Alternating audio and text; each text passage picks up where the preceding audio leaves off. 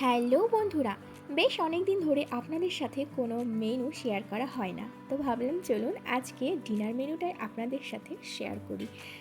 তো আজকে বানিয়েছিলাম একদম কষা কষা করে লাল লাল করে নিরামিষভাবে তৈরি করেছিলাম আলু পটল আর পনিরের তরকারি। আর এটা দেখছেন, এটা কি বলুন তো, একদম কষা মাংস। ফ্রিজে ওই 2 পিস মতো মাংস ছিল, সেটাই আজকে হাজব্যান্ডকে রান্না করে দিলাম।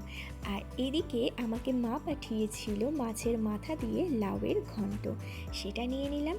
আরও একটা জিনিস পাঠিয়েছিল যেটা আমার কাছে অনেক স্পেশাল, সেটা হলো ইলিশ মাছের একেবারে পাতলা ঝোল, যেটা আমার মায়ের হাতে বানানো আমার সেরা খাবার।